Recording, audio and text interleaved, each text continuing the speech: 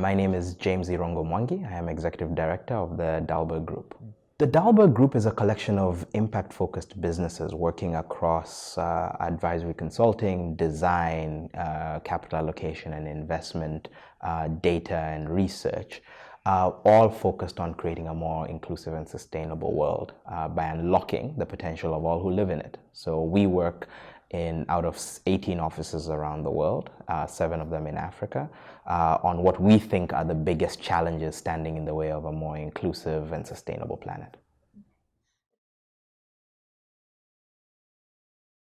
To my mind, some of the biggest challenges facing the continent relate to our sustained inability to tap the full potential of our people. The most obvious version of this is the fact that so many of our young people, and indeed all our people, stand unable to earn a reliable livelihood and are unemployed. But then you drill back into both what that leads to and where that comes from, whether it's the inefficiency and ineffectiveness of our agriculture, that means we are no longer food secure, or the inefficacy of our education systems. I mean, people come out neither with the preparation to take on formal work, nor with the mindsets that allow them to build sustainable or scalable enterprises of their own. You look at the health system that often fails in a range of ways, boosting our mortality rates and leading to any number of avoidable calamities. Those kinds of issues kind of sit at the core, but all of them sit in the broader context of a challenge and stressed ecology. We're facing the impact of climate change. It's driving impacts on health, food, employment opportunities for the future, and it creates an urgency across all of those things. We had a conversation about scaling social impact today, and in part my input there was anchored by my sense that the world is divided between things that are being done at a large scale and things that are being done to tackle our biggest challenges.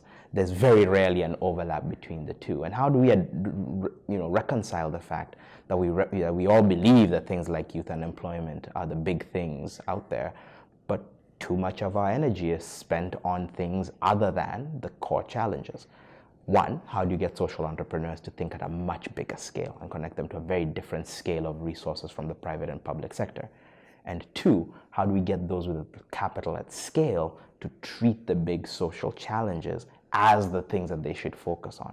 Because that's where the opportunity actually lies, and that's what they will ultimately be judged upon. I think the question of how you scale social entrepreneurship or scale social impact more generally, if I had a good and simple answer for it, would we'd be having a very different conversation. I think we're still looking for answers. I do think that there are two aspects of it that I tried to emphasize in the conversation today. The first was this notion of deliberately building a bit of a trisectoral athlete in the way that people think about themselves. People who are equally comfortable, or at least somewhat comfortable, across private sector, public sector, and social sector, in terms of understanding the language, the priorities, the opportunities and challenges of each, are more likely to be effective leaders in building social impact at scale than people who are not. The second point is we need to really acknowledge the true risks and challenges before us and prioritize them accordingly. And in my view, we talk a lot about black swans, but I talked a little bit about the concept of the gray rhinos. So black swans are rare and unlikely events with a huge impact. Gray rhinos are very likely and very frequent events with a huge impact. And actually, we tend to ignore gray rhinos just as much as we ignore black swans. And so when you think about both climate change and the rising tide of inequality and youth unemployment, we talk about them, we know that they're happening, we know they're approaching critical points, but how many people can say that they get up every day with those as their number one priority today? Not that many. I reimagine Africa as a continent that focuses its attention on unlocking the potential of its resources. And too often, that conversation about resources immediately shifts to stuff that's stuck in the ground. We have this much gold and manganese and cobalt. I couldn't care less about that. Frankly, we'd be better off without all of it. How do we unlock the potential of our people? And how do we think of them not as problems to be solved or dependents to be addressed, but as assets to be invested in and to be harvested from? And that to me is where the key lies. It's in saying not how do we get everyone to be perfectly skilled. How do we give them enough that they can start on a journey where they will build as they go? It's not how do we attract foreign investors. It's how do we tap the massive amounts of savings that are stuck in our grandmother's mattresses or in unproductive herds of malnourished cattle, and turn that into the capital that we will use to build our power grids, build our education systems, build our banks, and so on and so forth. So it's unlocking the trapped capital of the continent so that it begins to speak for itself. And then connecting it such that we're not just saying, well, international trade, how do we crack international markets? We recognize the world's fastest growing international market is Africa itself, just from a pure population perspective. How do we trade amongst ourselves? How do we interact with each other and deliver value to each other in a different way? So a more self-sufficient, more integrated continent that's much more focused on unlocking and fully realizing its human capital, first and foremost, would be my vision for Africa. What is the role of the diaspora? When I think about the role of the diaspora and in unlocking Africa's human capital, I think that there are both huge positive opportunities and then pitfalls to be avoided. On the one hand, there are those who may choose to return. I myself was fortunate enough to have access to high quality education and exposure, a lot of professional experience, and then was able to actually move back and actually launch a business on the continent and expand and build upon it and do that. So there's people for whom that will be the journey, moving back to the continent and working there. It's not for everyone. And there are those for whom the biggest contribution they can make is to be ambassadors for the continent wherever they may end up.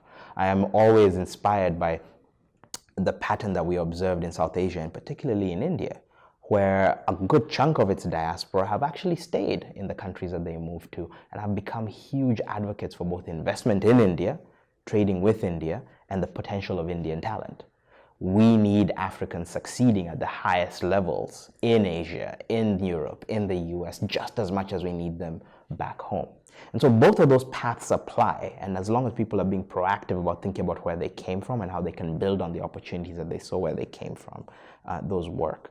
What I would caution against is a certain kind of returnee that waives their certificates and their qualifications from, I was at Goldman Sachs, so I was doing this and that. Now the continent owes me a living. And by extension, looks lightly upon or neglects the potential and talent that is actually on the continent itself. Much as a lot of the diaspora have been fortunate to get a quality education and were very talented, we must recognize they're a tiny portion of the very talented population. I think of my own high school class.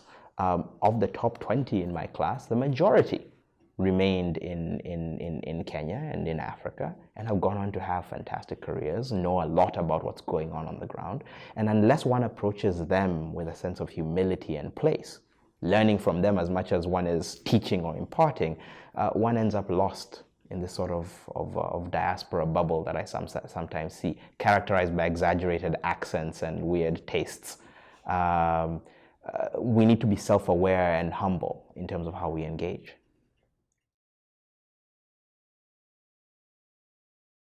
Over the coming year, I am excited about the opportunity to continue to expand Dalberg across Africa. Already with 7 offices on the continent, we are one of the most widespread professional service platforms on the continent. We are hoping to add 2 more locations. So in addition to our locations in South Africa, Kenya, Senegal, Nigeria, Ethiopia, Tanzania, and Rwanda, adding Cote d'Ivoire and hopefully Ghana by the end of next year to the collection of our presences. That's on the business front. I think in terms of what we actually do with those businesses, I think we are hoping to make a broader shift towards scaling social impact on the continent and being a partner of choice on a number of large-scale initiatives. One of the ones I'm most excited about is helping accelerate youth employment in at least 10 African countries in conjunction with a number of partners that we are working with, where we are actually hopefully helping build the incubators, accelerators, training centers to get this done. Now, my sense is we will still be relatively early in the journey by the end of next year, but my hope is we will at least have made more tangible steps to bring this vision to a reality.